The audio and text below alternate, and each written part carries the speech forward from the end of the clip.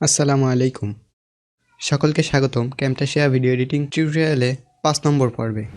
এই পর্বে আমরা দেখব ক্যামটাশিয়া সফটওয়্যারের ভিতরে যে লাইব্রেরি অপশনটি আছে এই অপশনটির কাজ। লাইব্রেরি অপশনের ভিতরে গেলে আমরা অনেকগুলো ফোল্ডার পাবো। এই ফোল্ডারের ভিতরে প্রথমে একটা আছে অডিও। অডিও ফোল্ডারটির ভিতরে বেশ কিছু অডিও বিল্ট ইন দেওয়া আছে। এগুলো আমরা ব্যবহার করতে পারবো আমাদের ভিডিওর ক্ষেত্রে। যে অডিওটা আমরা ব্যবহার করতে চাই সেই অডিওটা ক্লিক করে ধরে টাইমলাইনে এনে ছেড়ে দিলে সেই অডিওটা আমরা ইউজ করতে পারবো। এছাড়া এখানে আরও কিছু অপশান পাবো, এটা উঠিয়ে দিচ্ছি। এই ফোল্ডারটির ভিতরে আমরা এখানে পাবো কাউন্টডাউনের কিছু অপশান পাবো। এটা দিয়ে এখানে টেনে ছেড়ে দিই তাহলে দেখুন এখানে প্লে করলে 300 থেকে কাউন্টডাউন হয়ে 0-তে আসবে। এখানে তো 300 থেকে আসে, আমরা যদি চাই এর চেয়ে বেশি নিতে তাহলে আমরা এটা টেনে বড় করলে এটা কাউন্টডাউনও বেশি হবে, বেশির থেকে কমে চলে যাবে। এভাবে আপনারা অনেকগুলো প্রিসেট এখানে পেয়ে যাবেন আপনাদের ভিডিওতে ইউজ করার জন্য। এখানে আইকন পেয়ে যাবেন অনেকগুলো গ্রাফিক্স আইকন, এই যেমন একটি ধরে টেনে আনলে এটা ক্লিক করলে এমন ধরনের অনেক আইকন এখানে পেয়ে যাবেন। বেলের আইকন পেয়ে যাবেন। এটা নিয়ে এসে যদি আমরা প্লে দিই তাহলে দেখুন অনেকগুলো আইকন এখানে পেয়ে যাবেন। এটা দেখা যায় কিছুটা টেমপ্লেটের মতন, আপনার ড্র্যাগ করে এটাকে রিউজ করতে পারবেন। এখানে দেখুন এটা কালার আমরা চেঞ্জ করতে পারবো। এটা আছে হলুদ কালার। এখানে দেখুন প্রপার্টিস অপশান সাইডে, এখান থেকে কালার অপশানে গিয়ে এটা কালারটা আপনারা চেঞ্জ করে দিতে পারবেন। যে কোনো কালার দিয়ে বাইরে ক্লিক করলে সেই কালারটা এখানে অ্যাপ্লাই হয়ে যাবে। এবার যদি আমরা প্লে করি, আগে ছিল হলুদ কালার, এখন হয়ে গেছে পিঙ্ক কালার। এখানে আরও অপশান পাবেন, টাইটেল অপশান পাবেন। এখানে টাইটেল আছে কিছু, এই টাইটেলগুলো আপনারা আপনাদের ভিডিওতে ব্যবহার করতে পারবেন। এই টাইটেলের ভিতরে লেখাটা চেঞ্জ করার জন্য আমরা এই প্রপার্টিসে যাব। এখানে দেখুন টাইটেল লেখা আছে, এখানে এই লেখাটা আমরা সিলেক্ট করে চেঞ্জ করে দেবো। যেমন আমি একটা দিয়ে দিচ্ছি, আজমল টেক দেওয়ার পরে মাউস দিয়ে বাইরে ক্লিক করছি, তাহলে দেখুন এখানে চেঞ্জ হয়ে আজমল টেক হয়ে গেছে। এটাকে আবার প্লে করি, দেখুন সুন্দর একটি টাইটেল হয়ে গেল। এখান থেকে আপনারা কালারটাও চেঞ্জ করে দিতে পারবেন, স্ট্রোকের তাই কালার চেঞ্জ করতে পারবেন যে কোনো কালার। এরপর আপনারা আপনাদের ফন্টের কালারটাও চেঞ্জ করতে পারবেন, কালার, সাইজ এসবগুলো চেঞ্জ করার জন্য এই যে লেখা আছে আইকনটার উপর ক্লিক করবেন, তাহলে এখানে দেখুন কালার চেঞ্জ করতে পারবেন, ফন্ট চেঞ্জ করতে পারবেন, ফন্ট সাইজ চেঞ্জ করতে পারবেন। এখান থেকে ফন্টের সাইজ যে কোনো দিতে পারবেন, অ্যালাইনমেন্ট ওকে।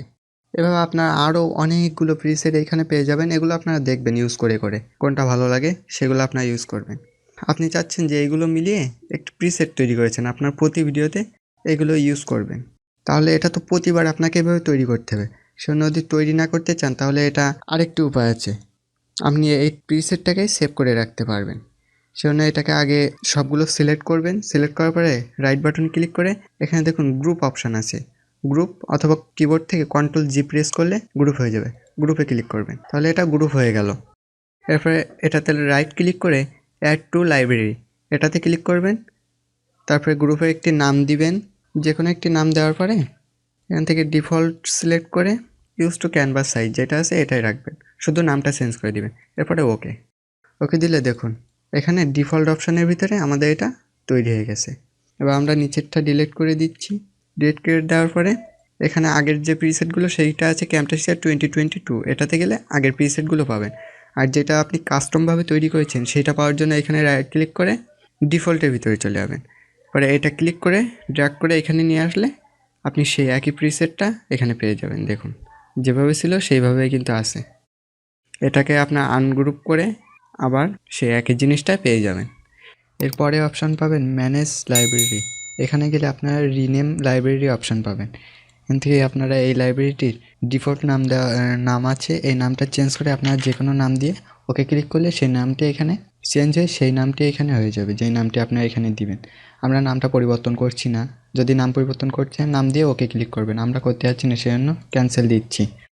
এরপরে যে অপশানটি আছে ম্যানেজের পরে ডিলেট লাইব্রেরি, ডিলেট করার জন্য লাইব্রেরি আগে তৈরি করতে হবে, সেটা আমরা পরে দেখছি, তৈরি করে সেটাকে ডিলেট করব। এরপর আছে এক্সপোর্ট লাইব্রেরি, আমাদের এখানে যে লাইব্রেরিগুলো থাকবে সব একটি লাইব্রেরি প্যাকড আকারে এক্সপোর্ট হয়ে যাবে। সেজন্য আমরা একটু এক্সপোর্ট করি, আমাদের যেহেতু একটা আছে একটাকে আমরা এক্সপোর্ট করার জন্য এখানে এক্সপোর্টে ক্লিক করতে হবে, তাহলে যে কয়টি থাকবে সবগুলো মিলিয়ে একটি লাইব্রেরি প্যাকে এক্সপোর্ট হয়ে যাবে। এখানে নেম দিতে পারেন, রিনেম করে দিতে পারেন। ডিফল্ট হিসাবে এখানে লাইব্রেরি প্যাক, সাল, তারিখ এইগুলাই থাকবে রিনেমে। আর এটা আপনাদের লোকেশনে সেভ করে দিবেন। লোকেশনে যাওয়ার পরে সেভে ক্লিক করবেন। আমি ডেস্কটপে সেভ করেছি। এবার আমরা একটু ডেস্কটপে গিয়ে দেখি।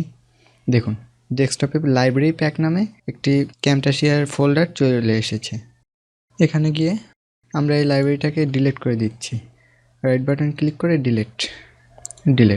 ওকে, এটা আমাদের ডিলিট হয়ে গেছে। ওইটা আবার ইম্পোর্ট করার জন্য এখানে ক্লিক করার পরে ম্যানেজ লাইব্রেরিতে গিয়ে ইম্পোর্ট জিপেট লাইব্রেরি এখানে ক্লিক করে সেই লাইব্রেরিটা যেখানে ছিল, লাইব্রেরি প্যাকটি আমরা সেভ করেছিলাম, সেই লাইব্রেরি প্যাকটি সিলেক্ট করে ওপেনে ক্লিক করব। ক্রিয়েট নিউ লাইব্রেরি, নতুন লাইব্রেরি তৈরি করার জন্য এখানে এটা ক্লিক করতে পারেন। তো যদি নতুন না চান ডিফল্টের ভিতরে রাখতে চাইলে ডিফল্টে ক্লিক করে ইম্পোর্টে ক্লিক করবেন। দেখুন এটা এখন ইম্পোর্ট হয়ে গেছে এখানে।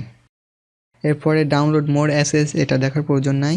ক্রিয়েট নিউ লাইব্রেরি, এখান থেকে নতুন লাইব্রেরি তৈরি করতে হবে। লাইব্রেরির যে কোনো একটা নাম দিবেন, নিউ দিয়েছি আমি। দেওয়ার পরে ক্রিয়েটে ক্লিক করবেন। তাহলে দেখবেন এখানে ক্যামটাশিয়া 2022 ডিফল্ট এবং নিউ নামে একটি নতুন ফাইল তৈরি হয়ে গেছে। এবার আমরা দেখি এখানে যে ডিলেট অপশানটি ছিল, আমরা এই নিউ ফাইলটি ডিলিট করব। Manage library, delete library. তাহলে আমাদের নিউ নামে যে লাইব্রেরিটি তৈরি করেছিলাম সেটা ডিলিট হয়ে গেল।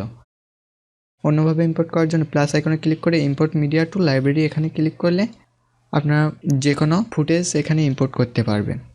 এভাবে আপনারা দেখবেন এখানে ক্যামটাশিয়া 2022 এই লাইব্রেরিটার ভিতরে গিয়ে এগুলো সবগুলো ইউজ করে দেখবেন কোনটার কী কাজ, তাহলে বুঝে যাবেন। কিন্তু এক ভিডিওতে সবগুলো দেখানো সম্ভব না, সেজন্য আপনারা দেখে নেবেন। এগুলো সব একটা প্রিসেট বলা যায়। লাইব্রেরি ডিফল্ট কিছু অপশান দেওয়া আছে, এগুলো আপনারা ইউজ করে দেখবেন। এই ছিল লাইব্রেরি নিয়ে আজকের পার্ট।